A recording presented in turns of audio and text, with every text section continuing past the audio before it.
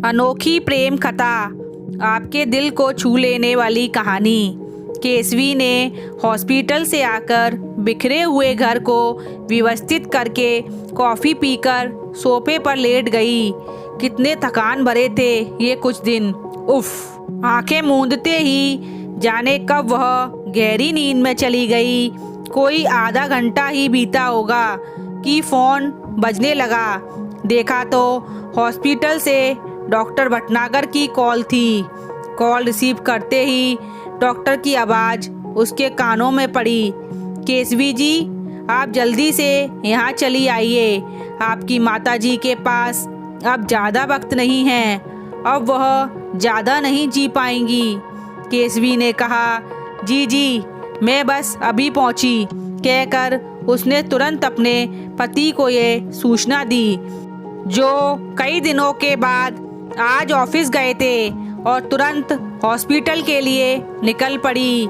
ICU में से उसकी माँ अपर्णा आंखें बंद किए मूर्छित सी पड़ी थी।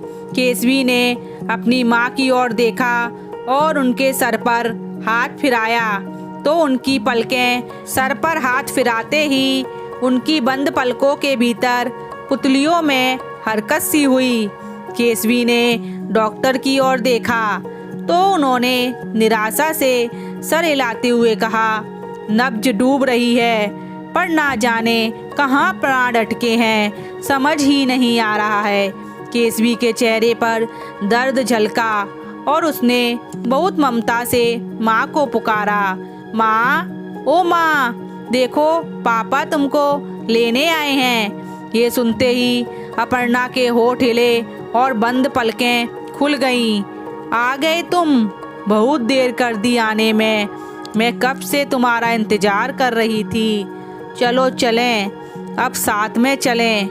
कुछ पल शून्य में एक निहारने के बाद एक नज़र केसवी को देखकर अपर्णा की आंखें सदा सदा के लिए बंद हो गईं। माँ की आंखें बंद होते ही केसवी की आंखों में नमी आ गई। अब तक केसवी के पति और कुछ जान पहचान के लोग भी हॉस्पिटल आ पहुंचे थे। जब आत्मा रूपी पंछी शरीर का पिंजरा तोड़कर उड़ गया तो पार्थिव शरीर के अंतिम संस्कार हेतु केसवी के पति शमशान घाट की व्यवस्था करने के लिए निकल गए। लेकिन केसवी ने उन्हें रोककर बोली, सुनो, 2 चिताओं का प्रबंध करवाना। तुम तो सब जानते हो ना। वो धीरे से स्वीकारा और स्वीकार करते ही वहाँ से सिर हिलाकर निकल गया। 2 चिताएं वहाँ उपस्थित तो सिर्फ एक ही जन है। लोग कानाफूसी करते हुए बड़े आश्चर्य से केसवी की ओर देखने लगे। पर ये लोग केसवी को क्यों देख रहे थे, शायद आप लोगों को अजीब लगे, पर ये बात बहुत पुरानी है। ये आस्था और विश्वास की बात है। अस्पताल के केसवी बोली, बात जरूर पुरानी है, लेकिन आज आप सबको सब कुछ बताना होगा। अस्पताल के वेटिंग लॉन्च में बैठे सब केसवी को ध्यान से सुन रहे थे। मेरे माँ पापा की लव मैरिज थी, इंटरकास्ट। माँ बंगाली और पापा ब्राह्मण, दोनों जॉब में थे। जब दोनों एक दूसरे से मिले तो उनमें प्यार हो गया। पर बंगाली लड़की और ब्राह्मण लड़का, बेहद मुश्किल था उनका मिलन। कैसे होगा उस प्यार का मिलन। पापा के घर वाले मांस मच्छी खाने वाली बहू बिल्कुल भी अपनाने को राजी ना थे। उधर मम्मी के परिवार वाले अपने ऊंचे स्टेटस के कारण एक मध्यम वर्गीय घर में अपनी बेटी को ना देने चाहते थे।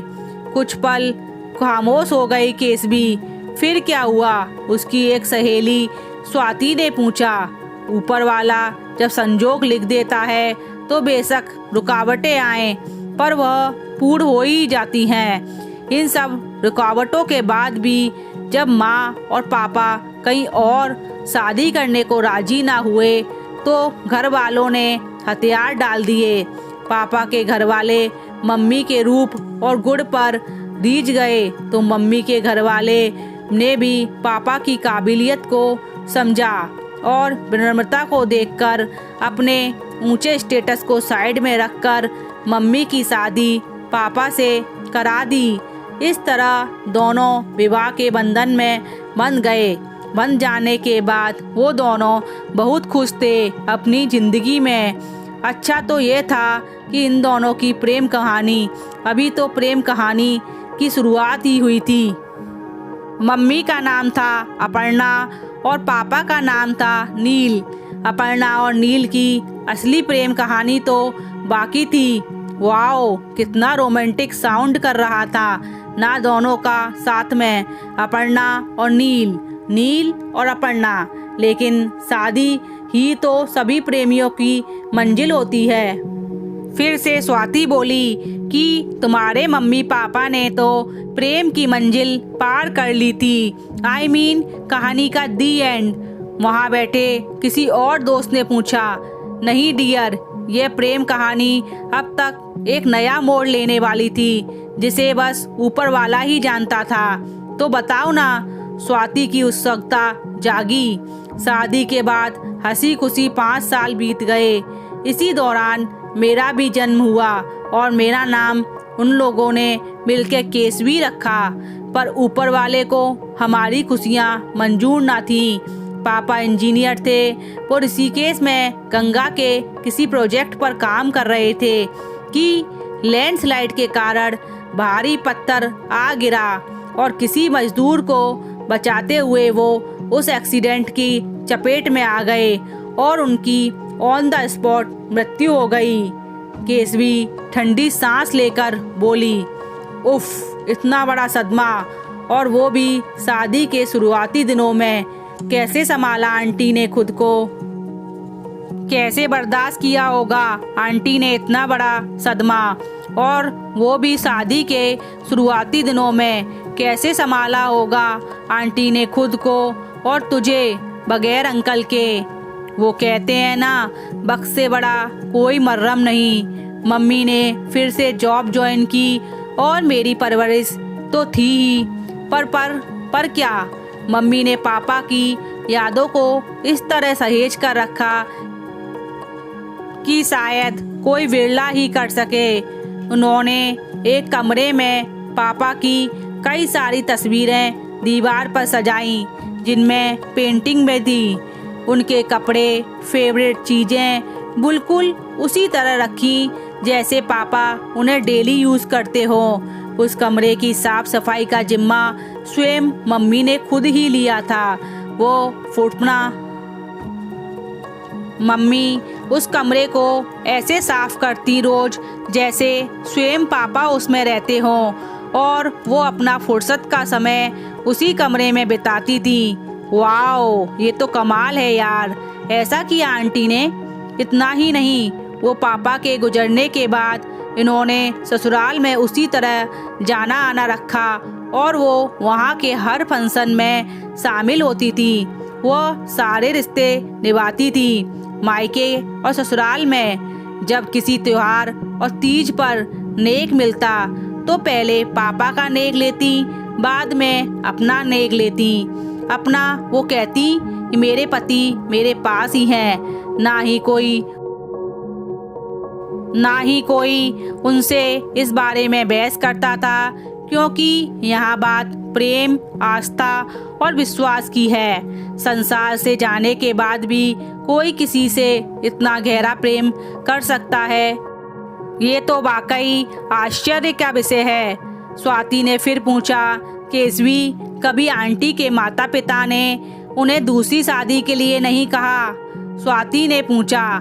कहा क्यों नहीं, बहुत बार कोशिश की, लेकिन मम्मी का एक ही जवाब होता कि एक पति के होते हुए कोई औरत दूसरी शादी नहीं कर सकती है। मेरे नील कहीं नहीं गए हैं, वो हर पल मेरे साथ हैं। उनकी निशानी में उनकी छवि है और ना ही मुझे किसी के सहारे की ज़रूरत है।